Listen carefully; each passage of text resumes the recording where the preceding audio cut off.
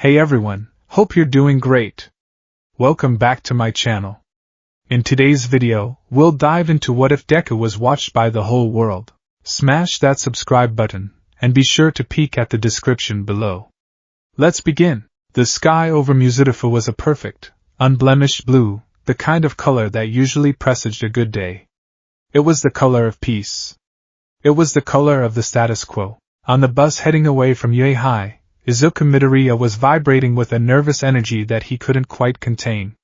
His hands gripped the knees of his P uniform, his knuckles turning white. To his right, Ochako Uraraka was chatting animatedly with Mina Ashido about the upcoming rescue training, but Izuku was lost in the chaotic library of his own mind.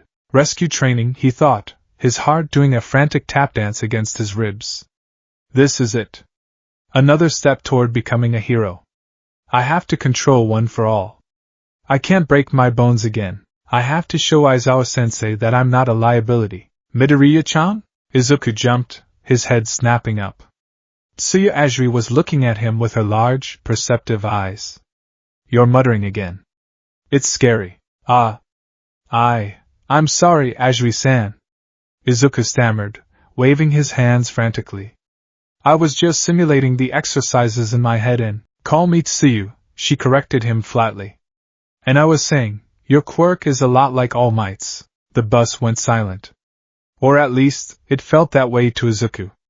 The air seemed to freeze in his lungs. Huh? Why you think so? He tried to laugh, but it came out as a strangled squeak. I mean, really? But I get hurt when I use mine. All Might doesn't. So it's totally different. Haha, wait a sec, Tsuyu, Eijiro Kirishima piped up, leaning forward with a grin that showed off his shark-like teeth. All Might doesn't get hurt though. That makes a huge difference. Still, I'm jealous. Usually, simple strength-enhancing quirks are flashy and cool. My hardening? It's strong, but it's not exactly pro-hero material. I think it's really cool, Izuku said, perhaps a little too eagerly, desperate to shift the conversation away from the origin of his power. It's a quirk that can definitely pass as a prose. It's great for both offense and defense. The conversation flowed naturally after that, moving to Bakugo's temper and the hierarchy of popularity within the class. Izuku let out a breath he didn't realize he'd been holding. He looked out the window. The city was passing by in a blur of concrete and sunlight. He didn't know it yet, but this was the last moment of privacy he would ever have. The anomaly, 10:45 a.m. Japan Standard Time. It didn't start with a sound. It started with a flicker. In Tokyo, above the chaotic scramble of Shibuya Crossing, the massive advertising screens that usually peddled energy drinks and idols suddenly synchronized. They blinked black, then static white. In New York City, the neon canyon of Times Square did the same. The stock tickers, the news feeds, the Broadway billboards, they all died simultaneously, plunging the intersection into an uncanny visual silence before erupting into a wall of gray noise. In London, Piccadilly Circus glitched. In Paris, digital bus stop advertisements flickered. In living rooms across the globe, smart TVs turned themselves on. Laptops woke from sleep mode. Smartphones in millions of pockets buzzed hot and lit up, overriding lock screens and volume controls. It was a global hijacking. A planetary seizure of information technology. At the epicenter of the phenomenon, high within the atmosphere, ancient, dormant genetic material, a quirk that had existed for centuries without a host, floating like a virus in the ether, had found a trigger. It was a meta-ability from the dawn of quirks, a power designed to chronicle history, to observe the protagonist of the era. It sought the heaviest burden of fate. It sought the core of the conflict. It bypassed All Might. His time was setting. It bypassed All for One. He was in the shadows. It locked onto a 15-year-old boy in a yellow tracksuit. The broadcast begins. In Shibuya, the static cleared. The massive screens resolved into a crystal-clear image. It was a high-angle shot, cinematic and steady, looking down into the interior of a bus. The resolution was impossible, higher than 8K, vivid enough to see dust motes dancing in the sunlight. The audio was crisp, cutting through the noise of the Tokyo traffic. Usually, simple strength-enhancing quirks are flashy and cool, A collective gasp went through the crowd at the crossing. Thousands of people stopped walking. They looked up. On the screen, a red-headed boy was talking. But the camera wasn't focused on him. The lens drifted, panning smoothly until it centered on a plain-looking boy with messy green hair and freckles. He looked nervous. He was sweating. A floating, translucent box appeared in the bottom left corner of every screen on Earth. It was Achuran, elegant and minimalistic. It simply read Current View, Izuku Midoriya. In a small apartment in Mizutafu, Inko Midoriya was washing dishes. Her living room television, which she had definitely turned off, roared to life. She dropped a ceramic plate. It shattered. Izuku? She whispered, staring at the screen. Her son was sitting on the bus, looking out the window. The camera angle shifted, hovering outside the moving bus, looking in at him through the glass. What is this? The unforeseen simulation joint USJ. The bus hissed to a halt. We're here, Aizawa's tired voice droned from the front. Stop messing around and get off. Class 1A filed out. Izuku stepped onto the pavement, shielding his eyes from the sun. He felt a strange sensation, like the hairs on the back of his neck standing up. A hum in the air. He rubbed his ear. Is anyone else's phone buzzing? Kaminari asked, patting his pocket. Mine's going crazy. Mine too, Jiro said, frowning. I can't turn it off. Focus, Aizawa snapped. They stood before the massive dome of the USJ. It was imposing, a cathedral to disaster preparedness. 13, the space hero, was waiting for them. Izuku's eyes lit up. The fanda in him momentarily overrode the strange feeling of unease. It's 13! He chirped, beginning to vibrate again. The gentleman hero who has rescued tons of people from disasters. I love 13. Uraraka cheered. The students gathered inside. The interior was vast, a landscape of artificial ruins, shipwrecks, and mountains. As 13 began their lecture about the dangers of quirks, the air pressure in the dome dropped. BZZT. Izuku looked up. Above the central plaza, hovering in the air like ghosts, were screens. They weren't physical monitors. They were rectangles of hard light, 10 feet tall, hanging suspended in the atmosphere. There were dozens of them, scattered throughout the dome, and on every single one of them was Izuku's face. Midoriya? Mineta pointed a shaking finger upward. Why are you in the sky? Izuku froze. He looked at the screen above him.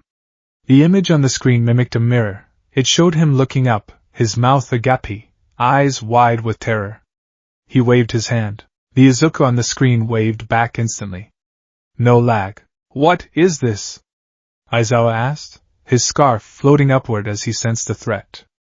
13, are you running a projection? No, 13 said, their voice grave. That's not part of the system. Suddenly, the image on the screens changed. The camera view zoomed out rapidly, rising high into the air of the dome, giving a bird's-eye view of the students. Then, the view whipped around, focusing on the center of the plaza below. A black dot appeared in the space in front of the fountain. It expanded, swirling like ink in water. A purple mist. A hand reached out. Then a face, covered by a severed hand. The screens zoomed in with impossible clarity on the face of the man emerging from the portal. The audio on the screens, and echoing from every smartphone in the students' pockets, picked up the dry, rasping voice perfectly. The only ones here are 13 and Eraserhead. Strange. According to the schedule we retrieved the other day, All Might should be here. The man with the hands scratched his neck. The sound was magnified, a wet, gritty rasp that made skin crawl worldwide. Where is he? I went through all this trouble to bring this crowd. The camera panned wide to reveal dozens, then hundreds of villains stepping out of the mist. I can't believe he's not here. Maybe if I kill a few kids, he'll come out to play? The world watches. In the faculty room at UA High, Niza spat out his tea. The monitors on the wall had been hijacked. He was watching his students. He was watching villains infiltrate his school. Emergency alert. Niza slammed his paw onto the red button on his desk. We have a breach at the USJ. This is not a drill. All available staff, move out. In the middle of a meeting with the police force, All Might stood up so fast his chair flew backward and shattered against the wall. He was staring at the TV in the conference room. He saw the purple mist. He saw the fear on young Midoriya's face. No. All Might whispered, steam rising from his body as he began to transform. They found them. And they're broadcasting it? On social media, the confusion had shifted to horror. Hero Watcher 99, is this a movie? The graphics are insane. All Might fan JP, that's Yui High. That's the first year class. That looks real. Skeptical guy, look at the villain. That's not CGI. Look at the kids shaking. They're terrified. The hashtag Yui attack began to trend worldwide within 30 seconds. The target. Back inside the USJ, Aizawa pulled his goggles down. 13. Protect the students. Sensei. What about the sensors? Momo Yayorozu cried out. They have to be jamming them, Aizawa shouted, leaping down the stairs. Kaminari, try to contact the school with your quirk. I can't. Kaminari looked at his phone, then at the floating screens. My signal is being eaten. The only thing on the network is this video. Izuku watched Aizawa fight. It was incredible. He moved like a blur, erasing quirks and capturing villains with his capture tape. But Izuku couldn't focus on the fight. He felt eyes, not the eyes of the villains. He felt a weight pressing on his soul.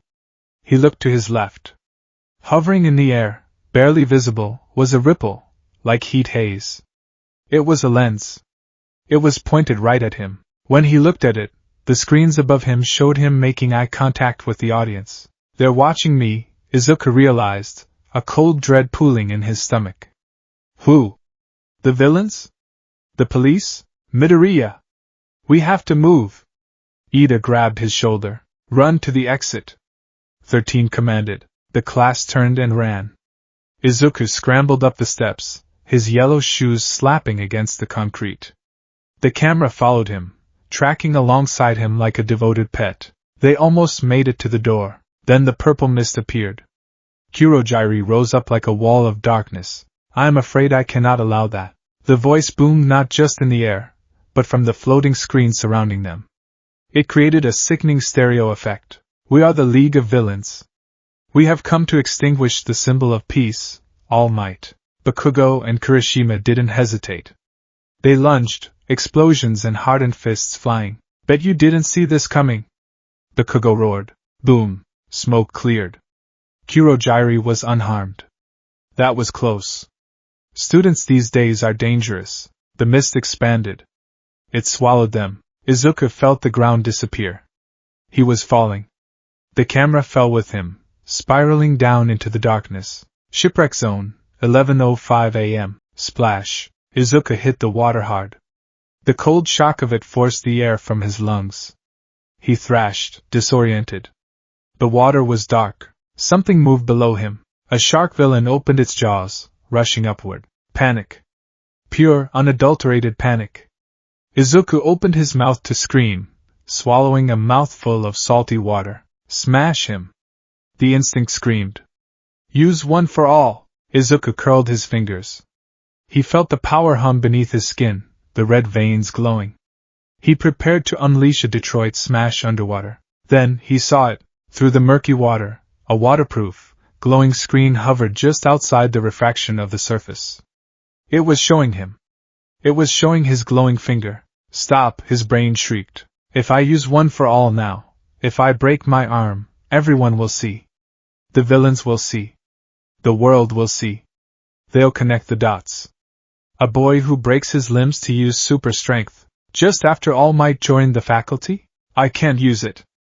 I can't expose All Might. He cancelled the activation. The power faded. The shark villain clamped its jaws, but not on Izuku.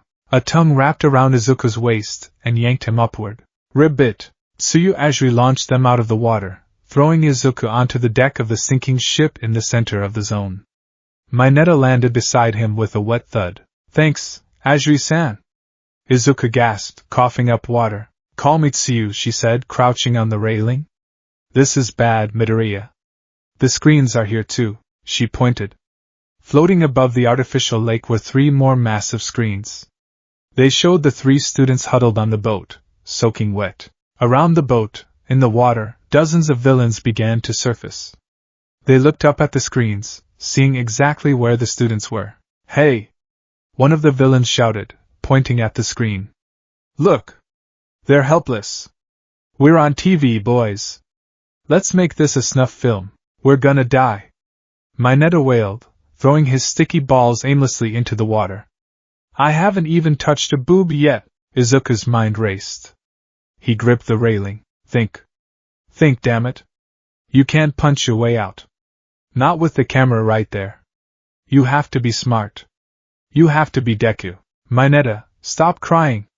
Izuku snapped, his voice cracking but firm. The camera zoomed in on his face, capturing the fear and the determination in his green eyes. "What's your quirk? Explain it to me." Exactly how it works. The audience reaction. In a bar in Kamino Ward, a man named Jiren sat watching a monitor. He took a drag of his cigarette. Well, this kid. He's taking command. Interesting. In the Yui principal's office, Power Loader was frantically typing. "I can't cut the feed. It's not digital. It's atmospheric.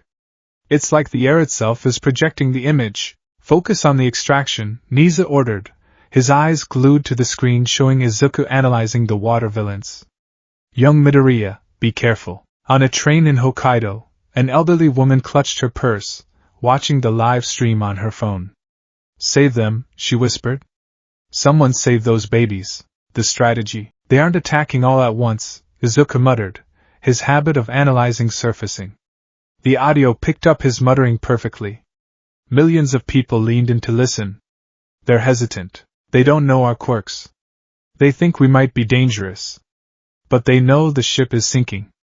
They're waiting to ambush us in the water, so we're trapped. Mineta screamed. "No," Izuku said. He looked at Tsuyu. "Tsuyu, can you carry both of us?" "Maybe. But not far." "Mineta," Izuku turned to the small boy. "Your balls stick to anything, right? And they bounce off you?" "Yeah. Depending on how I feel, they can stick for a whole day." Izuku looked at the villains. He looked at his hand. He needed force. Massive wind pressure. But he couldn't punch. A punch was too obvious. A flick, he thought. Just one finger. "I can hide it. I have a plan," Izuku said. "But it's risky. When I give the signal, Mineta, throw everything you have into the water. Tsuyu, grab us and jump." "What are you going to do?" Tsuyu asked. "I'm going to create an opening." The camera moved behind Izuku. It framed his back against the horde of villains. It was a shot worthy of a summer blockbuster. "Now!" Izuku yelled. He leapt from the railing. "Midoriya!" Tsuyu shouted. As he fell toward the water, Izuku curled his middle finger against his thumb. He focused one for all into the tip of that single digit. For all might. For everyone. He snapped his finger. Delaware smash. The air pressure exploded. It wasn't a direct hit on a villain, it was a hit on the water. A massive concussive blast struck the surface of the lake. The water didn't just splash, it parted. A vortex opened up, a whirlpool of immense violence. The force of the wind pressure sent a shockwave rippling through the artificial lake. "Mineta! Now!" The purple-haired boy panicked and began throwing the sticky spheres from his head like a machine gun. "Take this. And this." The balls flew into the swirling vortex. The villains, caught in the sudden current, were dragged into the center. They collided. They tried to swim away, but Mineta's spheres were everywhere. They stuck together. Arm to leg. Chest to back. Face to boat. Within seconds, the terrifying horde was a ball of groaning, stuck-together limbs, spinning helplessly in the whirlpool. Tsuyu grabbed Izuku with her tongue and Mineta with her hand. She launched off the sinking ship, soaring through the air. Izuku clutched his right hand. His middle finger was broken, purple and swollen. He tucked it against his chest, hiding it from the camera's view as best he could. "I did it," he thought, adrenaline flooding his system. "I didn't reveal the punch. It just looked like wind pressure? Maybe?" The three of them landed in the shallow water near the shipwreck zone's edge. "That was amazing, Midoriya-chan," Tsuyu said, dropping him gently. "But your finger." "I'm fine," Izuku said quickly, sweating profusely. Just jammed it. Let's go help the others. The plaza, 11:15 a.m. The broadcast didn't cut away from Izuku. Even as he crept through the bushes toward the central plaza, the world was forced to watch his perspective. And what he saw broke the world's heart. Aizawa was losing. The camera zoomed past Izuku's shoulder to the center of the plaza. The pro-hero Eraserhead was being held by a monstrous creature with exposed brains, the gnome. Blood flew. Aizawa's arm was twisted at a sickening angle. You can erase quirks, Shigaraki Tamura said, standing over the beaten hero. The audio was crystal clear. But you can't erase raw power. This is the anti-symbol of peace. Gnome. Crack. The gnome slammed Aizawa's head into the concrete. Stop! Izuku screamed. He couldn't help it. The camera whipped around to face Izuku as he burst from the bushes. Shigaraki turned slowly. The hand on his face seemed to stare right at Izuku. And by extension, right at the viewers in Times Square, in London, in Shibuya. Oh? Shigaraki scratched his neck. A student? A witness? How perfect. He looked up at the floating screens. He waved. Are you watching, Sensei? Are you watching, world? Look at this. This is the future of your hero's society. Shigaraki lunged. He moved faster than thought. Midoriya! Tsuyu leapt, trying to intercept him. Shigaraki's hand reached out. He bypassed Izuku. He reached for Tsuyu's face. So cool, Shigaraki whispered. But you won't save her. Izuku saw it in slow motion. The crumbling hand. The decaying death that awaited his friend. No. No. No. The secret didn't matter. The broadcast didn't matter. Izuku's legs moved on their own. The red lines of One for All flared across his entire body. He didn't care if they saw the lightning. He didn't care if they saw the similarity to All Might. Save her. He wound up his arm. The camera tracked the motion, the desperate, terrifying arc of a child trying to kill a monster to save a friend. Smash! Izuku threw the punch, but it didn't connect. The gnome was there. The creature had moved instantly, intercepting the blow. Izuku's fist collided with the gnome's shock absorption gut. There was no explosion. No shockwave. The gnome grabbed Izuku's arm. You have a nice punch, Shigaraki said, his eyes narrowing. But it's useless. The gnome raised its fist to crush Izuku. Izuku stared death in the face. The entire world held its breath. In living rooms, mothers covered their children's eyes. In the Yui staff room, President Mike screamed, I'm sorry, Mom. I'm sorry, All Might. The gnome's fist came down. Boom. The doors to the USJ exploded inward. It wasn't just a sound. It was a declaration. Smoke and debris billowed into the facility. The camera, for the first time, did not focus on Izuku's face. It pulled back, hovering over Izuku's shoulder, framing the entrance in a low-angle shot of reverence. A silhouette stood in the dust. He wasn't smiling. I am here. The voice shook the cameras. It shook the dome. It shook the world. All Might had arrived. But he wasn't the grinning symbol found on lunchboxes. He was frowning. He was furious. He ripped his tie off as he walked forward, his sheer presence sending shockwaves of pressure through the air. Shigaraki stepped back, actually intimidated. Game over. The continue screen is here. All Might vanished. In a blur that the 8K cameras could barely track, he was in the plaza. He grabbed Aizawa. He grabbed Izuku. He grabbed Tsuyu and Mineta. He was at the top of the stairs. Everyone. Go to the entrance. Take Aizawa. He's unconscious. Hurry! Izuku lay on the ground, his legs trembling. He looked up at the towering figure of his mentor. The camera hovered right next to Izuku's head, looking up at All Might's broad back. The world saw what Izuku saw, the unshakable wall of muscle standing between the villains and the children. All Might. Izuku whispered, tears pricking his eyes. You can't, the broadcast, the time limit. All Might didn't turn around. He just flexed his hands. It's fine, young Midoriya. All Might launched himself at the gnome. The collision created a hurricane. Carolina Smash. The aftermath. The battle that followed became the most watched television event in human history, surpassing the moon landing and the Olympics combined. The world watched All Might fight the gnome. They saw the blood cough from All Might's mouth. They saw the steam rising from his skin. For the first time, the public saw that All Might was struggling, but they also saw his resolve. You were made to fight me at 100%? All Might bellowed, planting his feet as the Nomu tried to push him back. Then I will force you to surrender from beyond that. The exchange of blows was hypnotic. Plus ultra. With a final, earth-shattering uppercut, the Nomu was launched through the ceiling of the dome, twinkling into the stratosphere. Silence fell over the USJ. All Might stood amidst the rubble, steam pouring off him. He was at his limit. Izuku, watching from the stairs, knew it. The camera knew it. The lens zoomed in on All Might's trembling legs. Shigaraki scratched his neck furiously. He's cheating, he's weaker, but he's still. Well? All Might bluffed, his voice booming though he could barely stand. What are you waiting for, villain? Shigaraki hesitated. But then, Kurojiiri whispered, Master, he is bluffing. Look at the steam. Look at the broadcast. He is at his limit. Shigaraki smiled beneath the hand. You're right, they rushed him. All Might! Izuku screamed. Izuku ran. His legs were broken. His finger was broken. But he ran. He couldn't let the secret die here. He couldn't let the symbol fall on live TV. He jumped, aiming for Kurojiiri's metal brace. Just buy him a second. Just 1 second. But before Izuku could strike, a gunshot rang out. Bang! Shigaraki stumbled, a hole blown through his hand. Sorry we're late. A voice called from the entrance. Snipe.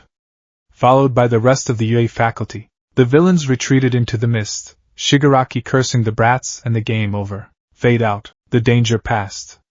The pro-heroes swarmed the plaza. Cementos created walls to hide the students. Midnight checked the wounded. Izuku sat on the concrete, clutching his broken finger. His adrenaline crashed. He felt dizzy. He looked up. The screens were still there. The camera was still watching him.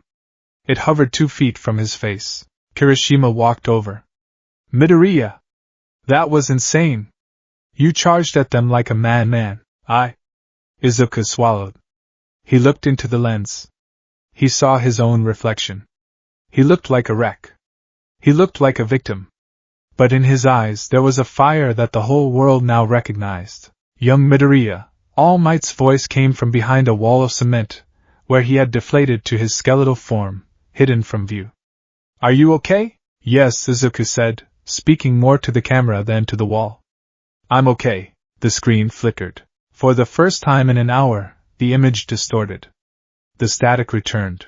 And then, across the globe, from the massive billboards in Times Square to the smartphone in Inko Midoriya's trembling hand, the screens went black.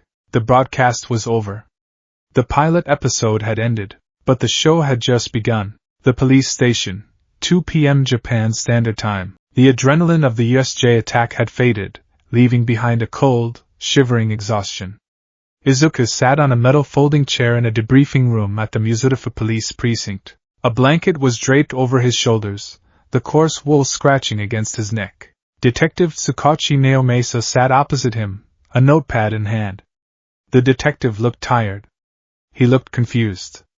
But mostly, he looked uncomfortable. He wasn't looking at Izuku. He was looking about 2 feet to the left of Izuku's head. There, hovering in the stale air of the interrogation room, was a faint distortion. A shimmer. Like heat rising off asphalt on a summer day. It was the lens. So, Tsukachi cleared his throat, tapping his pen against the paper. Midoriya-kun. Just to confirm, you can see the screen, correct? Yes, Izuku whispered. He pointed to the corner of the room. Floating near the ceiling was a translucent, 60-inch monitor. It showed the interior of the interrogation room. It showed Tsukachi's weary face.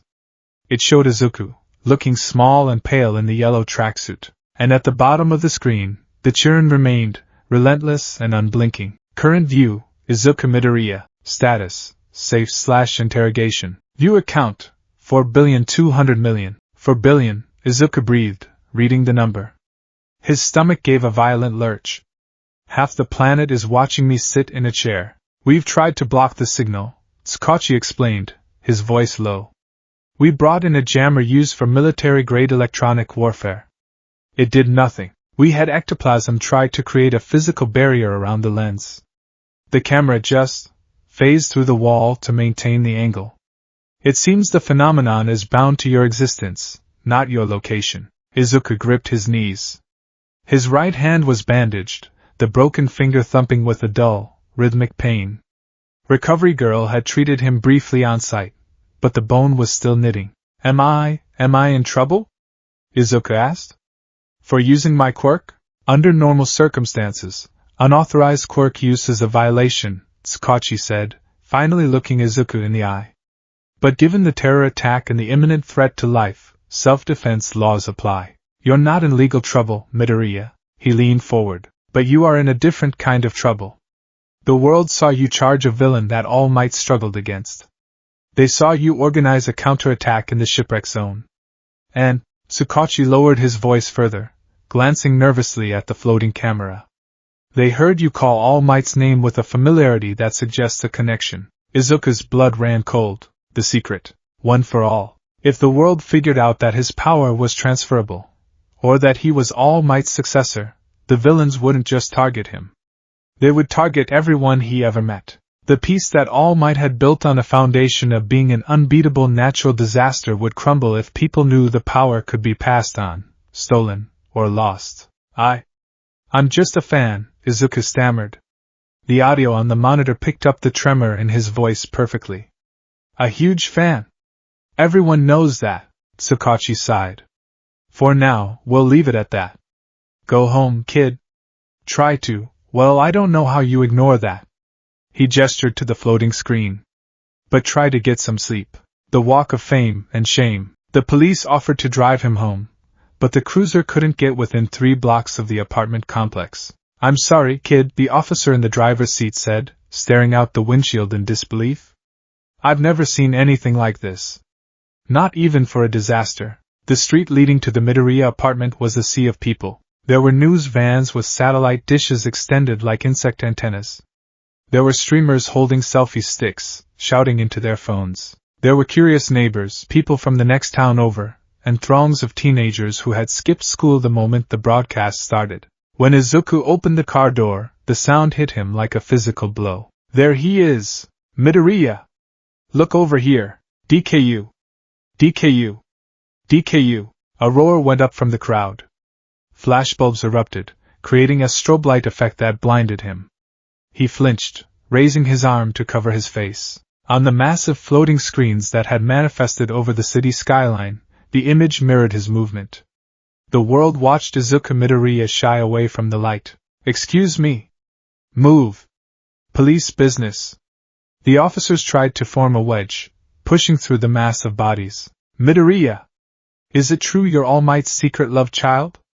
A reporter from Hero News Daily shoved a microphone into his face. What was it like fighting Shigaraki? Are you single? Do you have a license for that quirk? Izuku kept his head down, his heart hammering against his ribs like a trapped bird. He felt like an animal in a zoo, but worse. At a zoo, there is glass between you and the guests. Here, hands were reaching out to touch his tracksuit, to grab his shoulder. Why? He thought desperately. Why me? I'm nobody. I was quirkless a year ago. I'm just Deku. He stumbled up the stairs to the second floor. The walkway was crowded with people trying to peek into his kitchen window. Get back! The officer shouted, clearing the path. Izuku fumbled with his keys, his hands shaking so badly he dropped them. The camera zoomed in on the keys hitting the metal walkway. A collective ah seemed to ripple through the crowd below. He snatched them up, unlocked the door, and practically fell inside. He slammed the door shut and locked all 3 locks. Silence, or relative silence. Outside, the chanting continued. Deku. Deku. Izuku. Inko Midoriya came running from the kitchen. Her eyes were red and puffy, swollen from hours of crying. She didn't say anything else, she just collided with him, wrapping her arms around his waist and burying her face in his chest. Mom! Izuku hugged her back, wincing slightly as she squeezed his injuries. I saw everything, she sobbed, her voice muffled by his tracksuit. I saw that monster touch you. I saw you jump. I saw you almost die. Izuku, I can't take this. She pulled back, gripping his shoulders. Her gaze darted past him, over his shoulder. Izuku turned. The camera was inside the apartment. It hovered near the Genkan, watching them.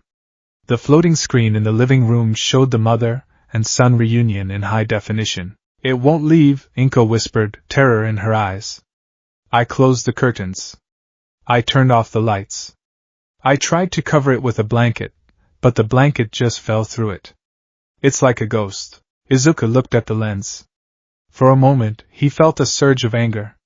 Pure, hot indignation. This was his home. This was his mother. It's okay, Mom, he lied. He forced a smile, the wobbly, unsure smile that he used when he was trying to be brave. The heroes are working on it. Aizawa-sensei, All Might, they'll fix it. It's just a villain's quirk. It'll wear off. He walked over to the windows and checked the curtains. He could see the silhouettes of people pressing against the glass outside. We should probably order pizza, Izuku said, trying to normalize the insanity. I don't think we can go to the grocery store. Inko let out a wet, hysterical laugh. Oh, Izuku. Look at the phone. She pointed to the landline on the counter. The cord had been unplugged. It hasn't stopped ringing for 4 hours, she said. And my cell phone, the battery died from the notifications. Everyone. Relatives I haven't spoken to in 10 years. People claiming to be your father's cousins. Agencies.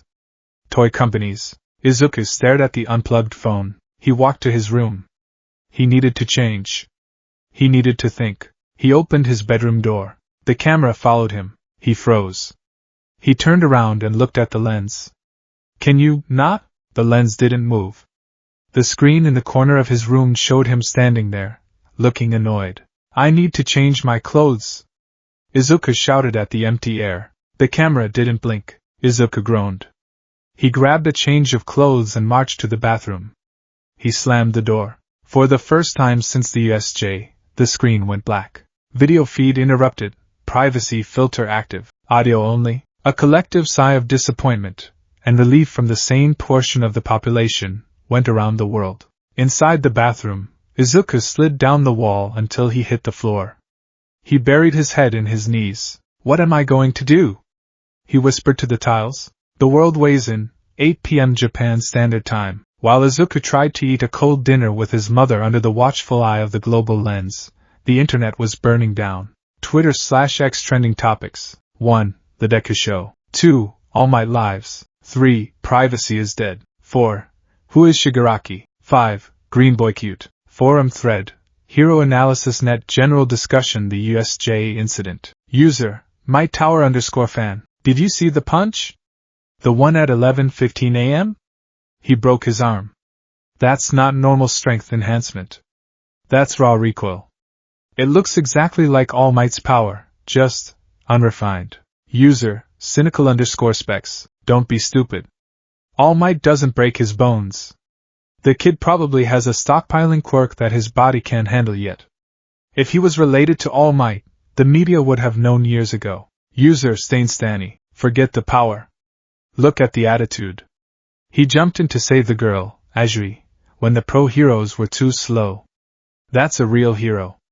The rest of those kids were just standing around. User, King Explosion Murder, verified account. Shut up, shut up, shut up. He's a pebble. He's nothing. Stop talking about him. User, bestgenist_official. The sartorial choice of the yellow tracksuit is questionable, but the bravery is undeniable. However, the invasion of privacy is a serious ethical concern for our society. The next morning, the commute. Izuku didn't sleep well. The world knew this, because about 2 million people stayed up to watch the night vision feed of him tossing and turning. He woke up with dark circles under his eyes. Getting to school was a military operation. Aizawa-sensei personally came to the apartment complex at 6:30 a.m. to escort him. The underground hero looked even more exhausted than usual. His eyes were bloodshot, and his capture scarf was pulled tight. Morning, Aizawa grunted, ignoring the cameras flashing from the street. He looked directly at the floating lens hovering by Izuku's head. If any of you villains are watching, know this, Yue. Security has been increased tenfold. You come for him, you come for us. He grabbed Izuku's shoulder. Let's go. Don't engage with the press. They pushed through the crowd. Midoriya! Midoriya! You raise her head. Is it true the security system was breached? They made it to the UA gates. The famous UA barrier had become a physical siege line. Police were holding back hundreds of reporters. When Izuku stepped onto the campus grounds, he felt the familiar sensation of the UA's security grid washing over him. But the screen didn't disappear. The camera followed him past the gate. It really is quirk-based, Aizawa muttered. It bypasses our sensors completely. Inside the classroom, the atmosphere was weird. As Izuku slid the door open, conversation died instantly. 19 pairs of eyes turned to him. Then, 19 pairs of eyes looked up at the ceiling, where a new screen had manifested above the chalkboard. Good morning, Izuku squeaked. Midoriya! Tenya Ida marched forward, chopping his arm robotically. I must commend you on your composure. To arrive at school despite being the center of a global phenomenon is truly the essence of a student of UA. It's totally crazy, man. Kaminari leaned back in his chair. I gained like 10,000 followers last night just because I sit near you. Look. He waved his phone. People are asking if you're single. They want me to ask you. Stop it, dunce face. Jiro jammed an earphone jack into Kaminari's ear. Can't you see he's freaking out? It is disturbing, Tokoyami muttered, dark shadow hovering over his shoulder. To have the abyss stare back at you so literally. Deku! The shout came from the back of the room. Katsuki Bakugo stormed to the front, kicking a desk out of his way. Smoke was rising from his palms. Keikaken, Izuku flinched. What the hell is this trick? Bakugo grabbed Izuku by the collar. The camera zoomed in tight on Bakugo's snarling face. You think you're special? You think you can just look down on me because you got your own TV show? I didn't ask for this. Izuku held his hands up. I can't turn it off. You're stealing the spotlight. Bakugo roared. I was the one who was gonna be the top hero. I was the one who was gonna surpass All Might. And now all anyone talks about is the crying scrub who broke his finger. Bakugo, sit down. Aizawa's voice cut through the tension. He was standing in the doorway, wrapped in bandages like a mummy. TCH. Bakugo shoved Izuku away and stomped back to his seat. He glared at the camera. Keep watching, you extras.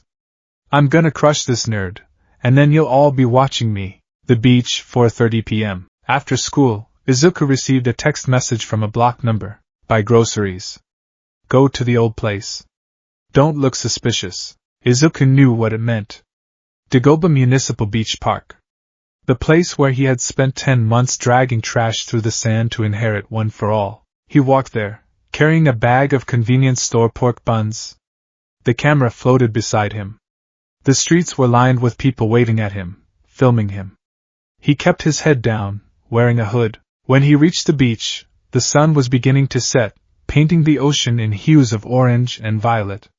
The beach was pristine now, thanks to his labor. Standing by the water's edge, wearing a trench coat and a hat pulled low, was a skeletal figure. Tashinori Yagi. All Might. Izuku's heart skipped a beat. How do we do this? If he walked up to All Might, the camera would see. The world would see the skinny man. If All Might transformed, the time limit would be wasted, and the connection would be confirmed. But Tashinori was smart. He was sitting on a bench, looking out at the ocean, seemingly just a random civilian enjoying the view. Izuku walked over and sat on the other end of the bench. He didn't look at Tashinori. He looked at the ocean. The camera positioned itself in front of them, framing them both. Don't speak, Izuku told himself. The microphones are too good. Tashinori coughed. He reached into his coat pocket and pulled out a small notepad. He wrote something quickly, shielding the paper with his body. He slid the notebook along the bench toward Izuku. Izuku looked down. Act natural. Eat your pork bun. Izuku opened the bag and took a bite of the bun. He pulled a pen from his backpack. He wrote, I'm sorry. I used the power. I was careful but they saw. He slid it back. Tashinori read it. A small smile touched his gaunt face. He wrote, You saved your classmates. You did good. But we have a problem. We cannot talk about OFA verbally ever again. Not until this stops. Izuku nodded slightly. He wrote, Can they hear us now? Tashinori, assume yes. Villains are watching. If I speak to you as a mentor, they will dig into my past. They will find Nana. They will find Gran Torino. They will connect the dots. The weight of it settled on Izuku's shoulders. The mentorship, the most important relationship in his life, had been severed. No more morning lectures. No more lunch meetings. Tashinori wrote again, pressing the pen hard into the paper. The sports festival is coming. The faculty debated canceling it. I fought to keep it. Izuku looked at him, surprised. He wrote, Why? Tashinori's hand shook slightly as he wrote the next part. Because the world is scared. They saw me bleed. They need to see that the next generation is strong. They are watching you, young Midoriya. Show them that you are here. He tore the page out of the notebook, crumpled it up, and shoved it into his pocket. Then, he stood up. Nice weather today, young man, Tashinori said, his voice raspy and generic. Yes, Izuku said, his voice tight. Very nice. Tashinori walked away, blending into the shadows of the embankment. Izuku sat alone on the bench. The camera zoomed in on his face. He looked at the ocean, and for the first time, he didn't feel fear. He felt a heavy, crushing responsibility. Show them that I am here. The villain's perspective. In a dimly lit bar, the only light came from a television screen. Tamura Shigaraki sat on a bar stool, nursing a glass of whiskey he wasn't old enough to drink. His hand, father, was on the counter next to him. On the screen, Izuku Midoriya was sitting on a beach, eating a pork bun. It's boring, Shigaraki scratched his neck. Scritch, scritch. Why are millions of people watching a kid eat lunch? The NPCs are brainless. It is intelligence, Tamura Kurojiri said, polishing a glass. Look at the timestamp. He left school at 3:30. He took the train to Mizurufu Station. He walked for 20 minutes. We are learning his routine. I don't care about his routine, Shigaraki hissed. I care about his power. And his teacher. He pointed a finger at the screen. That skinny guy on the bench. Pause the feed. Kurojiri pressed a button on the remote. The image froze. Who is he? Shigaraki squinted. He sat with the brat for 5 minutes. They didn't speak much. They passed the book back and forth. Perhaps a drug deal? Jiren suggested from the corner. Or maybe just a secret admirer. No, Shigaraki's red eyes narrowed. The brat looked respectful. Deferential. From the dark monitor in the back of the room, a voice distorted by static spoke up. Sensei, Shigaraki addressed the monitor. Observe carefully, Tamura. All for one's voice was smooth, cultured, and terrifying. The camera is a gift. It exposes the hidden threads of fate. That boy, there is something familiar about him, not his face, but his spirit. And that skinny man. The audio from the monitor seemed to hum with amusement. Keep watching. Let the boy grow. Let him struggle. The camera will reveal his weaknesses. And when the time is right, we will break him in front of his precious audience. Shigaraki grinned, a dry, cracking expression. Understood. The sports festival. That's the next big event. We'll be watching. Yui High. 1 week later, the days blurred together. Izuku learned to live with the hum. He learned to shower in the dark. The privacy filter worked on light levels, mostly. He learned to ignore the students from other classes pointing at him in the halls. The hype for the Yui Sports Festival was usually high. This year, it was hysterical. Because of the broadcast, every network on Earth had bought rights to the festival. Advertisers were paying trillions of yen for slots. But inside Class 1A, the tension was different. During homeroom, Aizawa made an announcement. The sports festival is going ahead as planned. But there will be changes. Security is tighter. And he looked at Izuku. Midoriya, come here. Izuku walked to the front of the class. Due to the nature of your situation, Aizawa said, the broadcast delay has been removed. Usually, there is a 10-second delay in case of gruesome injury. This year, the feed is live, because your camera overrides our systems. I understand, Izuku said. Also, Aizawa leaned down, his voice dropping so only the front row, and the sensitive mics, could hear. I want you to be aware of the psychology of this. You are not just a competitor. You are the protagonist. Everyone will be gunning for you. Not just to win, but to get screen time. If they beat you, they become famous. Izuku looked at his classmates. Ochako gave him a thumbs up, but her eyes were determined. She needed money for her parents. Fame meant money. Ida adjusted his glasses. He needed to uphold the Ingenium name. Todoroki was staring at his desk, his left side covered in ice. I know, Izuku said.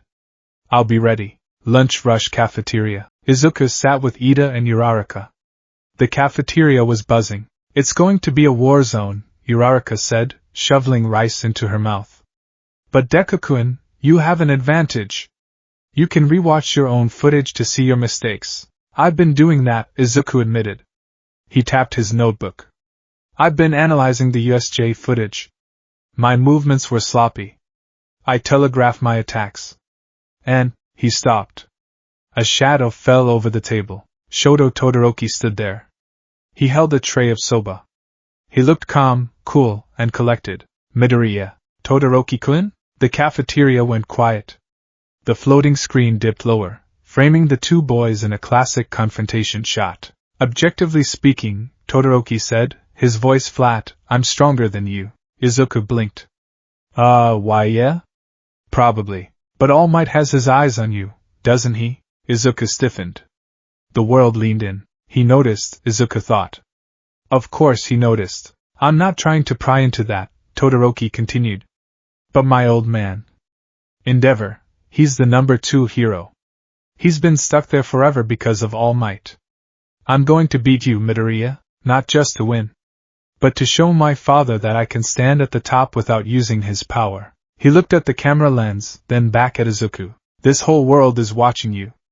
Which means if I beat you, the whole world watches him fail. He walked away. Izuku sat there stunned. Whoa, Kirishima whispered from the next table.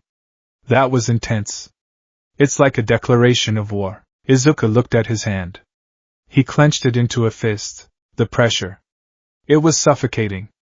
The expectations of All Might. The expectations of his mother. The jealousy of Bakugo. The challenge of Todoroki. And the gaze of 4 billion strangers. I can't run, Izuku thought. There's nowhere to hide. He looked up at the screen. He looked right into the eyes of the audience. And for the first time, he didn't look away. Bring it on, he whispered. The night before the festival, Izuku was in his room. He was doing push-ups. 98, 99. 100. He collapsed onto the floor, sweat dripping from his nose. The screen in the corner showed the time, 11:59 p.m. He rolled over onto his back. He looked at the ceiling. Hey, he said to the empty room. The screen flickered. I know you're watching, Izuku said to the invisible audience. I know some of you are villains. I know some of you think I'm a fake. I know some of you are just waiting for me to break my bones again. He sat up. He grabbed his dumbbells. But tomorrow, I'm going to show you. I'm going to show you that I'm not just a camera mount. I'm going to be a hero. He turned off the lamp. Night vision activated. The screen turned green and grainy. Izuku climbed into bed. He pulled the covers up.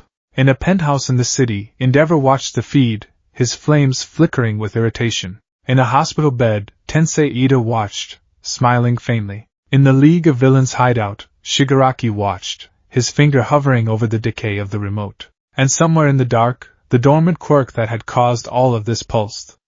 It fed on the attention. It grew stronger. The stage was set. The actors were ready. The world was waiting. The pre-show, 12 p.m. Eastern Standard Time, New York/1 a.m. Japan Standard Time, Tokyo. The world did not sleep. In New York City, bars that usually closed at 4 a.m. stayed open, packed with patrons glued to the oversized televisions. In London, pubs served breakfast beers to businessmen who had called in sick. In Mumbai, entire neighborhoods gathered around single smartphones, daisy-chained to portable batteries. The Yui Sports Festival was always a national event in Japan. Today, it was a planetary holiday. The floating screens, now colloquially dubbed the God's Eye, had shifted their churn. Event, UA Sports Festival. Current view, Izuku Midoriya, Waiting Room 1A, global viewer count, 5.8 billion. Inside Waiting Room 1A, the air was thick enough to choke on. Izuku sat on a bench, his legs bouncing nervously. The camera hovered directly in front of him, at eye level. If he looked up, he saw his own terrified reflection in the lens. Man, I'm so nervous, Mineta groaned, clutching his stomach. I wonder if the camera can see my digestion, Midoriya Ida said, chopping his hands stiffly. Are you prepared? The sheer magnitude of this broadcast, it is a heavy burden. I'm trying to ignore it, Izuku lied. The camera didn't just show Izuku. Because of the wide-angle lens required to capture the room, the audience saw everyone. They saw Bakugo leaning against the wall, radiating murder. They saw Todoroki sitting in icy silence in the corner, but the audio was directional.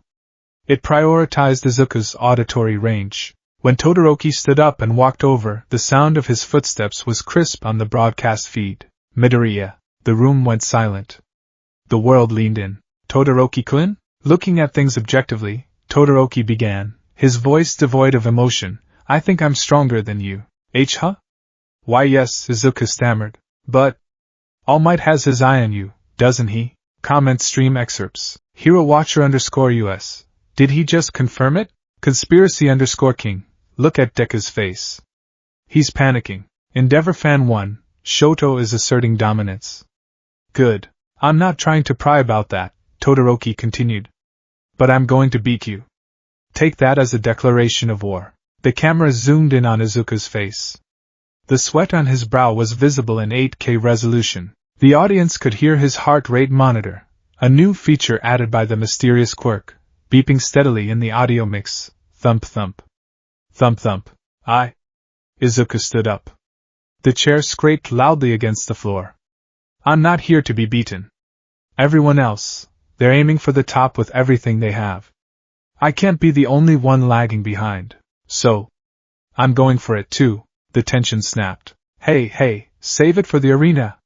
Kirishima interjected, stepping between them. The opening ceremony. The class walked out into the sunlight. Welcome to the UA Sports Festival.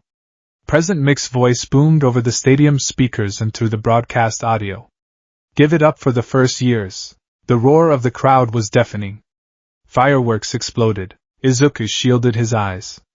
The camera adjusted its exposure instantly, dimming the glare so the audience could see clearly. Midnight, the R-rated hero, stepped onto the stage. She cracked her whip. Silence!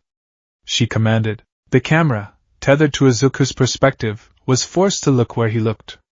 Izuku, being a teenage boy, tried very hard to look at the ground. Comment stream. Mom of 3, why is she wearing that? Children are watching. Simp for Midnight, God bless the camera angle. Deku Protector, look at him trying to be respectful and look at his shoes.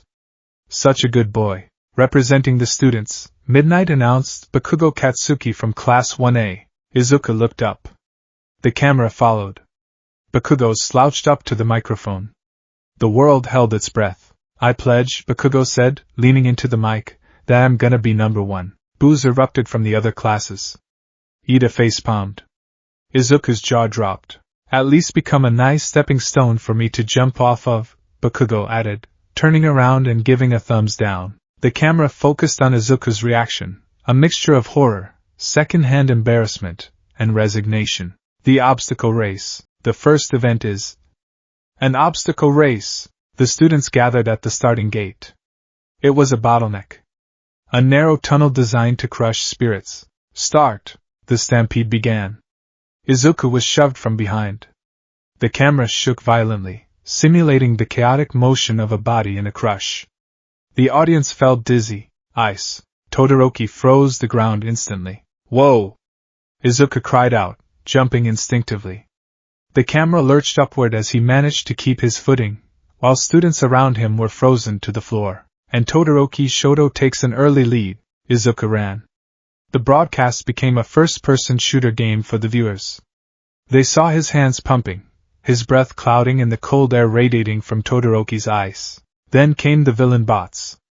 The 0-pointers from the entrance exam. Todoroki froze one in a precarious position and ran under it. He stopped them. Someone shouted. No, Izuku muttered. He froze them in an unstable posture. They're going to fall. The audio picked up his whisper clearly. Crash. The massive robot toppled. Izuku dove. The camera tumbled, showing a blur of sky and metal before settling on Izuku rolling back to his feet. He was behind. He needed a weapon. He saw a piece of robot armor on the ground.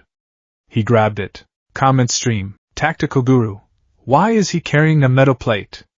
It'll slow him down. All Might _official. Private use your head, kid. Izuku reached the fall.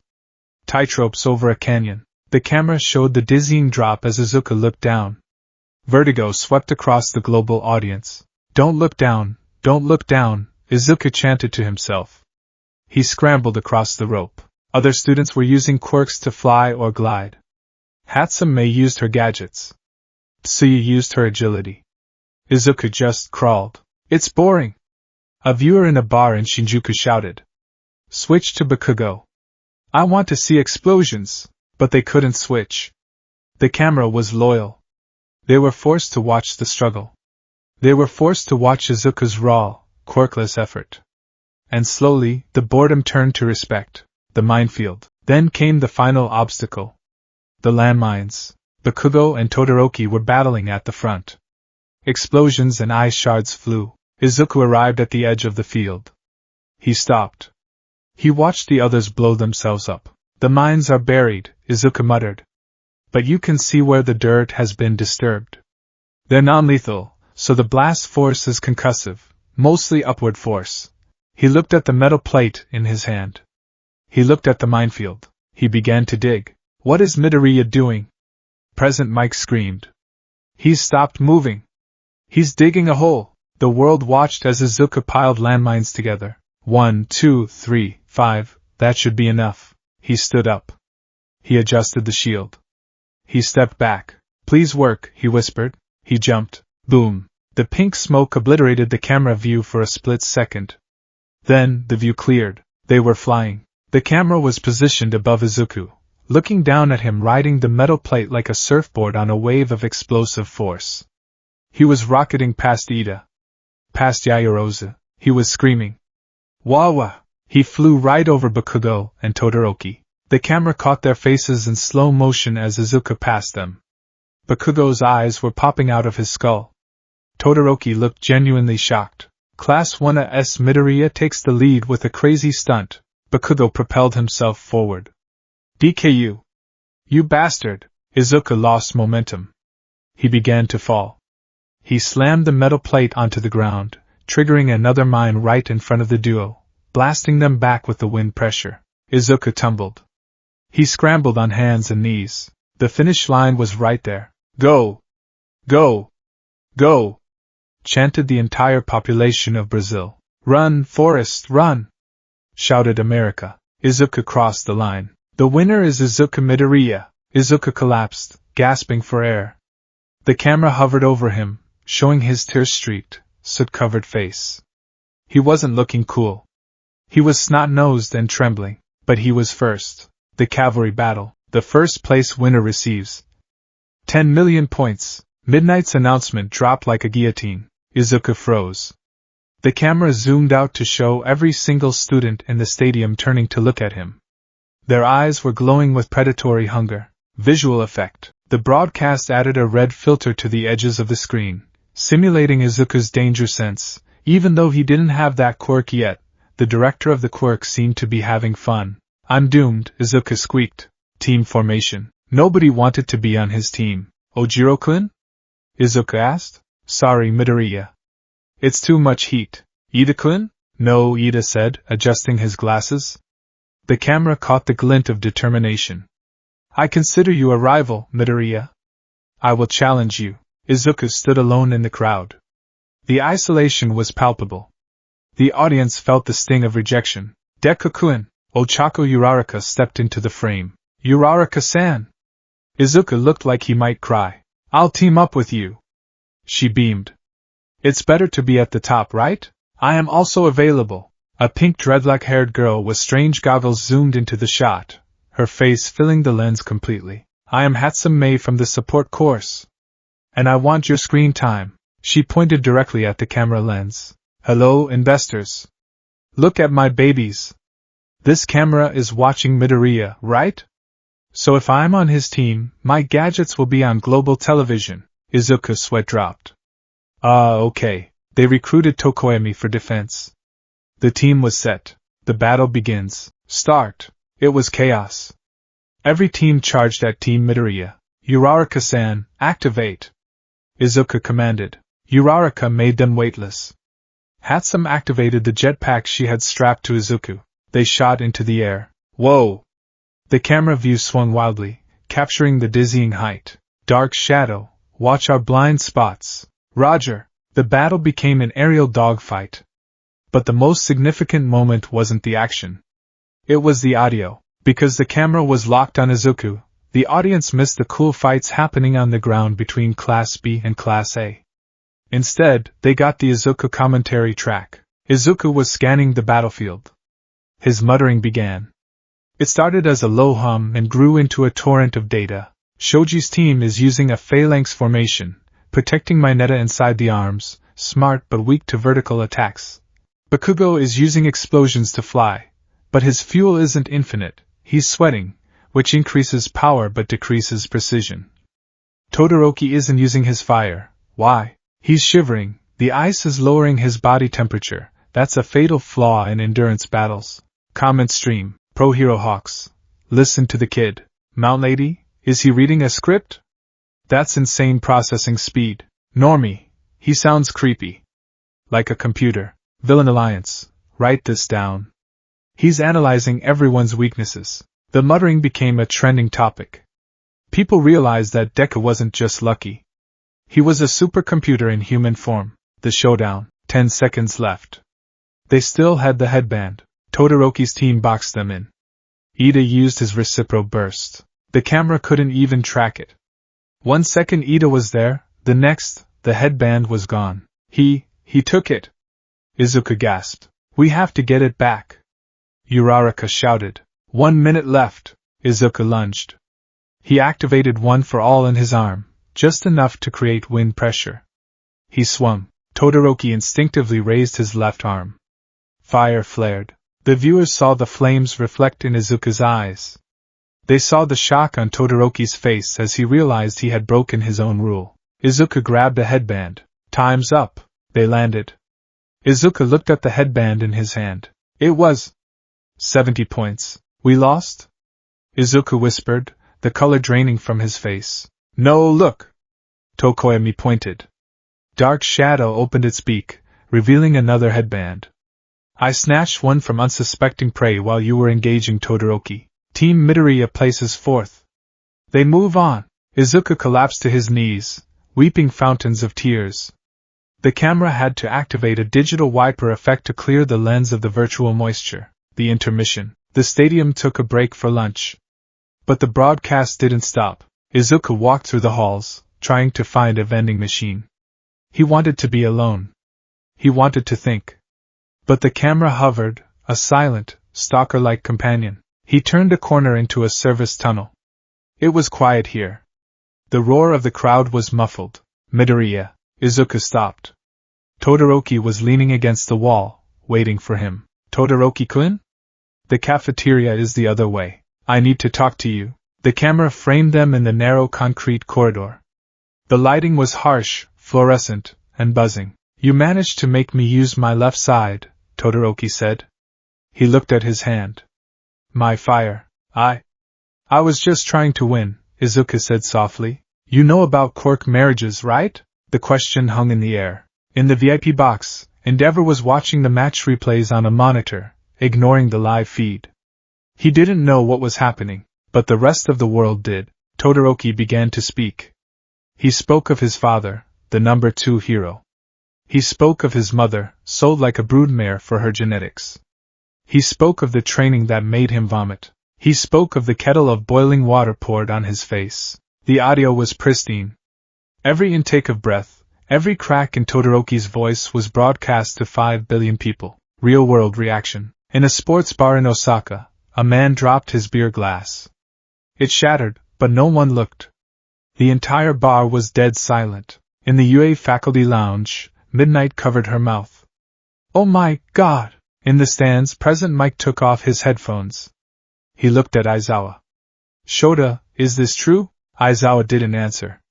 He was staring at the screen, his fists clenched so hard his knuckles were white. The tunnel. He wants me to fulfill his ambition, Todoroki said, his voice trembling with suppressed rage. To beat All Might. I refuse to be his tool. In my memories, my mother is always crying. She said my left side is unsightly. Izuku listened. He didn't interrupt. His face was a mask of empathy and horror. That's why I will win, Todoroki declared, looking Izuku in the eye. I will win using only my mother's power. I will deny him everything. The silence stretched. Normally, this would be a secret shared between rivals. A bond formed in darkness, but the camera was there. Izuku looked at the lens. He knew. He knew that Endeavor's career was effectively over. He knew that the public perception of heroes was shattering in real time, but he didn't care about the politics. He cared about the boy in front of him. Izuku started. I am always looking at you, Todoroki-kun. I see how strong you are. But, he stepped forward, I don't know what you're going through. I can't imagine it. But giving up half your strength, to spite your father, Izuku clenched his fists. It's weird. Because when I look at you, I don't see Endeavor. I see you. Todoroki's eyes widened. I'm going to beat you, Izuku said, his voice fierce. With everything I have.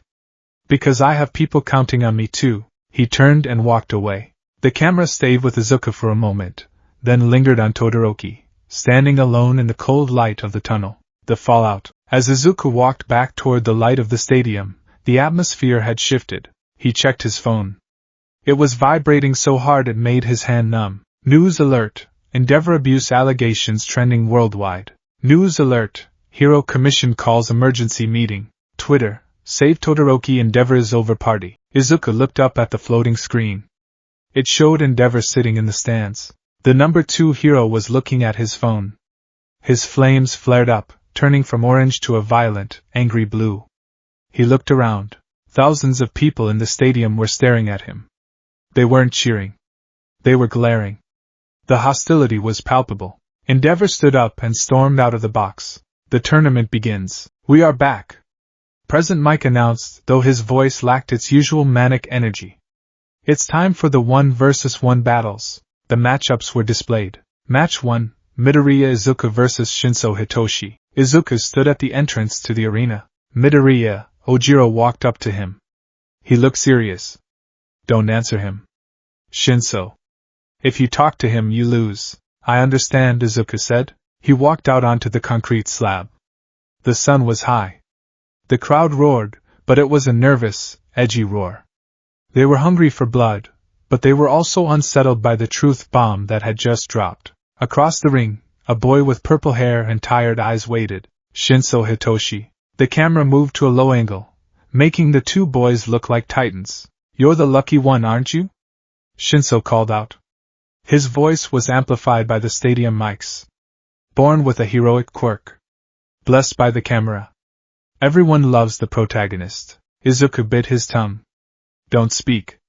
Don't speak. And now you're acting noble, Shinso sneered. After what Todoroki said, you probably feel sorry for him, right? Must be nice to be able to afford pity. Izuku's eye twitched. That monkey Ojiro. He was an idiot for dropping out. Just threw away his chance. Izuku stopped walking. The camera zoomed in on his mouth. Don't you talk about him like that. Izuku screamed. Click. Izuku's mind went blank. His eyes glazed over. He stopped moving. Status, brainwashed. The Chirin updated instantly. Turn around, Shinso commanded. And walk out of bounds. Izuku turned. Rigidly, like a puppet, he began to march toward the white line. Comment stream. Deku-fan no. He told you not to talk. All Might, young Midoriya, villain haha. This is the end of the show. The world watched as the protagonist of the era walked toward his own defeat. Izuku's mind was screaming. Move. Stop. Fingers, move. Nothing. He crossed half the distance. I can't end here. Not after everything. One for all. Suddenly, the screen glitched. For the viewers, a ghostly image superimposed itself over the live feed.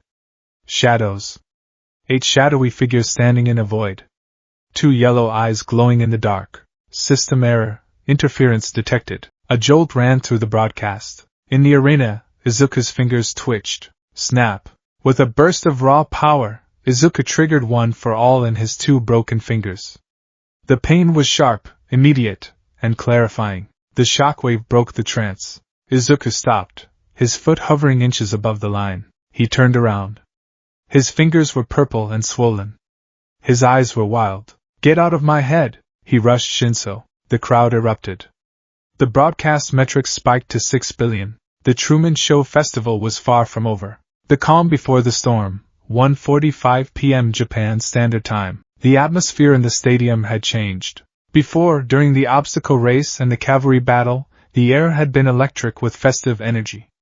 It was a celebration of youth, a display of quirky powers, a sporting event. Popcorn was spilled, bets were placed, and laughter rang out. Now, the air was heavy. It tasted of ozone and impending violence. The revelation of Todoroki's past, broadcast to the entire planet in high-fidelity audio during the intermission, had soured the mood. The audience wasn't just watching a tournament anymore. They were watching a family tragedy play out in a coliseum. In waiting room 2, Shoto Todoroki sat alone. The room was freezing. Frost coated the table, the lockers, and the floor, radiating from his left side. He stared at his right hand. In waiting room 1, Izuku Midoriya was vibrating. Not with excitement, but with terror. The floating screen hovered in the corner of the room, silent and judgmental. Current view, Izuku Midoriya. Heart rate, 145 BPM. Status, critical anxiety. Izuku looked at his hand. The purple bruising from the fight with Shinso had been healed by Recovery Girl, but the phantom pain remained. He clenched his fist. One for all, 100%. That's the only way to break the ice. But if I use it, I break myself. He looked at the camera. I have to do it, he whispered. The tunnel encounter. Izuku walked toward the arena entrance. The hallway was dark, the concrete walls amplifying the sound of his footsteps. The camera tracked him from behind, a classic hero walking to his doomed shot. A figure emerged from the shadows. Large. Imposing. Surrounded by flames that actually cast dynamic lighting on the walls. Endeavor. The number 2 hero stood in Izuku's path. The camera swung around, positioning itself to show the size difference. Endeavor loomed like a mountain of fire over the small, green-haired boy. There you are, Endeavor rumbled. His voice was deep, resonating in the subwoofers of home theater systems worldwide. Endeavor-san, Izuku stiffened. I saw your fight, Endeavor said, crossing his arms. You have a powerful quirk. The ability to create wind pressure just by flicking your fingers. It is reminiscent of All Might. Izuku didn't answer. He knew the world was listening. He knew conspiracy theorists were currently screaming on forums. My Shoto represents my masterpiece, Endeavor continued, ignoring the camera floating 3 feet from his face. Or perhaps, he was arrogant enough not to care. He has a duty to surpass All Might, and by extension, his duty is to crush you. The flames on Endeavor's mask flared brighter. Do not disgrace him by holding back. Give him a reason to use his flames. It was a command. It was a threat. Izuku looked down. The camera caught the shadow over his eyes. Then, he looked up. His gaze wasn't fearful anymore. It was defiant. I am not All Might, Izuku said firmly. Endeavor narrowed his eyes. Humph. And Todoroki-kun. Izuku stepped around the massive hero. He isn't you. Izuku walked past him into the light. Endeavor turned furious. What did you say? But Izuku was gone, stepping out into the roar of the arena. Comment stream. Hero Watch _official. Did a 15-year-old just sass the number 2 hero to his face? Fire hater. Endeavor is terrifying. Look at how he blocked the path. That's intimidation. All Might fan. He isn't you. Chills. The arena, 2 p.m. Match 2 of the finals. Present Mike announced, his voice lacking its usual luster. The boy who breaks himself versus the boy who freezes everything. Midoriya Izuku versus Todoroki Shoto. They stood on opposite sides of the concrete slab. Cementos sat ready in the referee chair. Midnight stood at the edge, her whip coiled. Start! Instantaneously, the world turned white. Todoroki stomped his right foot. A glacier erupted. It wasn't a stream of ice. It was a tidal wave. Spikes of jagged frost, taller than the stadium walls, surged toward Izuku at the speed of a bullet train. It's over! A spectator screamed. The camera view was obscured by the white wall. Snap! Boom!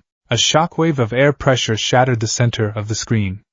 The glacier exploded into 1,000,000 diamond dust fragments. When the visibility cleared, the camera focused on Izuku. He was standing there. His right middle finger was purple, swollen, and hanging at a sickening angle. The high-definition broadcast didn't shy away. It zoomed in. The skin was bruised black. The bone was clearly snapped. He stopped it, a commentator whispered. But look at his hand. Todoroki didn't pause. He stomped again. Another glacier. Smash! Izuku flicked his index finger. Crack! Another sonic boom. The ice shattered again. The wind pressure blasted the front row of the audience, sending hats and popcorn flying. Izuku's index finger dangled uselessly next to the middle one. The reality of violence. In action movies, when a hero gets hurt, they grit their teeth and keep fighting. There is no swelling. The blood is cosmetic. This was not a movie. This was a biological reality broadcast live. Izuku was hyperventilating. The microphones picked up his jagged, wet breathing. Ha, you're crazy, Todoroki said. His voice was calm, but his eyes were wide. Breaking your own bones just to defend? You can't win like this. I'm not done yet. Izuku shouted. Todoroki sent a third wave. Izuku sacrificed his ring finger. Snap! A fourth wave. His pinky. Snap! The audience in the stadium had gone quiet. The cheering had stopped. This wasn't a sport anymore. It was self-mutilation. In living rooms across the world, the reaction was visceral. In a classroom in France, a teacher turned off the projector. That's enough. Children, look away. But the students pulled out their phones. They couldn't look away. In the Midoriya apartment, Inko was on the floor, clutching a pillow, sobbing. Stop it! Stop the match! Please! The turn. Izuku's right hand was a ruin. It looked like a bruised plum. He couldn't use it anymore. Why are you going so far? Todoroki asked, creating an ice ramp and sliding toward Izuku. He jumped, swinging a fist encased in ice. Izuku didn't have fingers left on his right hand. He looked at his left arm. I have to control it. Just 5%. He tried to activate one for all throughout his arm. But the fear, the image of the egg in the microwave, faltered. He swung his whole left arm. One for all, 100%. His fist connected with Todoroki's stomach. But the recoil didn't just break a finger.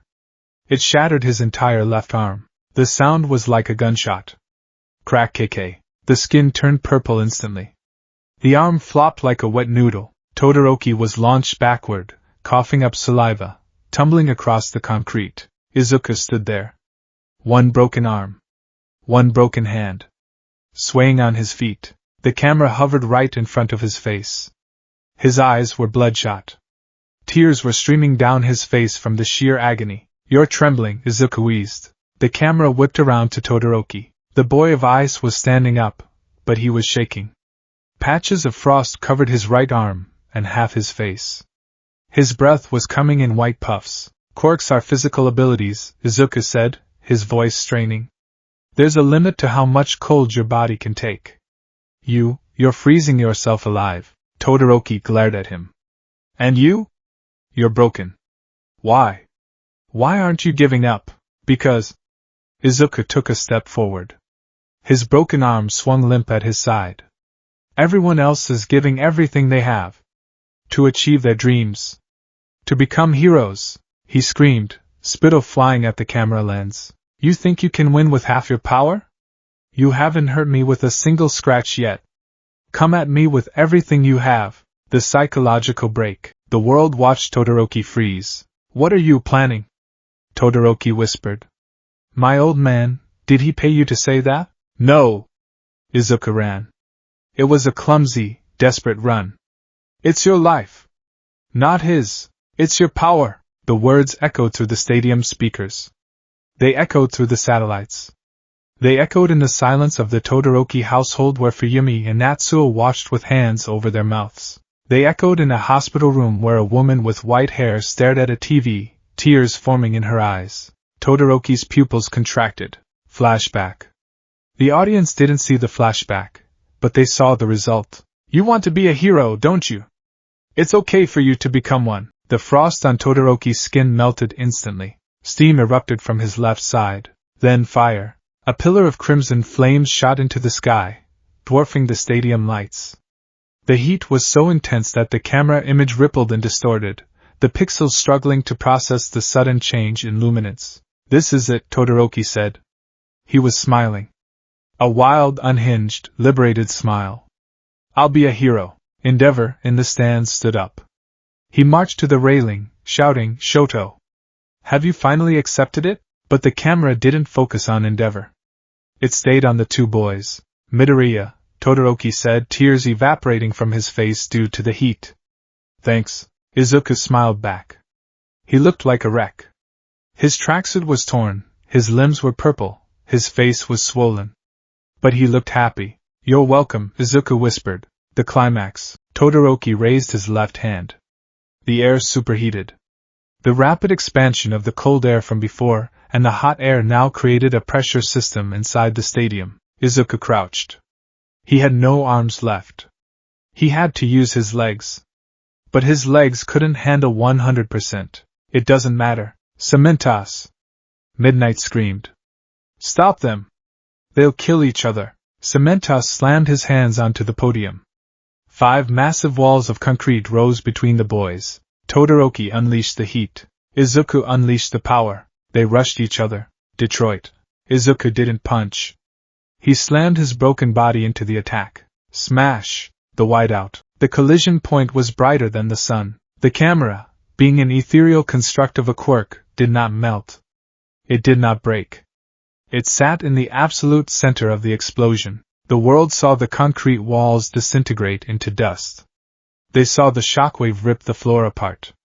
They saw the stadium lights shatter. Then, the signal cut to static for 2 seconds, not because the camera broke, but because the sheer density of energy disrupted the broadcast frequency. When the picture returned, the arena was gone. It was just a crater. Smoke billowed everywhere. Midnight was blown back against the wall, covering her face. As the dust settled, the camera zoomed in. Todoroki was standing near the edge of the ring. His shirt burned off his left side, panting heavily. A wall of crystallized ice behind him had saved him from being blown out. And Izuku? The camera panned across the rubble. He was slumped against the far wall of the stadium, out of bounds. He was unconscious. His right arm was black. His left arm was twisted. His right leg. The camera zoomed in on his right leg. It was shattered. Midoriya is out of bounds. Midnight announced, her voice shaking. Todoroki wins. There was no cheering. Usually, the crowd goes wild for the winner. But today, a profound silence blanketed the arena. The violence had been too real. The cost had been too high. Then, slowly, a chant started. Not for the winner. Save him, save him, save him. Medical bots rushed the field. The infirmary, 2:30 p.m. The broadcast followed the stretcher. It floated through the hallways, past the worried faces of Class 1A. Deku-kun! Uraraka cried out, her hands over her mouth. That idiot, Ida whispered, trembling. They entered the infirmary. Recovery girl was already prepping her equipment. Put him on the bed. Quickly! The camera hovered over the bed. It felt intrusive. It felt wrong. Millions of people felt like they should look away, but they couldn't. Izuku was pale. His breathing was shallow. All Might burst into the room. In his skeletal form, the world saw the skinny man rush to the boy's side. Young Midoriya, he's in shock, recovery girl snapped. Stay back, Tashinori. I need to operate before I can heal. Tashinori? The name registered with the hardcore theorists, but most people were too focused on the blood. This is your fault, recovery girl scolded, her voice sharp as she cut away Izuku's sleeve. You let him do this. You encourage this self-destructive mindset. All Might slumped. I wanted him to show the world he was here. Well, he showed them. Recovery Girl gestured to the floating screen. He showed them a child breaking himself into pieces. Is that what a symbol is? A martyr? She activated her quirk. She kissed Izuku's forehead. Izuku gasped. His eyes fluttered open. All Might, he rasped. I'm here, my boy. All Might took his non-broken hand. Did I save him? All Might looked at the screen. He looked at Izuku. Yes. He used his fire. You saved his heart. Izuku smiled weakly. Tears leaked from his eyes. But I lost. I couldn't be the winner. You are a hero, All Might whispered, his voice thick with emotion. Win or lose, you are a hero. The global shift. The broadcast cut to a technical difficulties screen as Recovery Girl demanded privacy for the surgery. But the damage was done. The internet was on fire. Parenting Weekly. UA High should be shut down. Allowing children to maim themselves for entertainment is barbaric. Hero Ethics Board. We are launching an inquiry into the safety protocols of the sports festival. Deku Protection Squad. Did you hear him? He didn't care about winning. He cared about saving Todoroki from his trauma. That is a hero. Stain was right.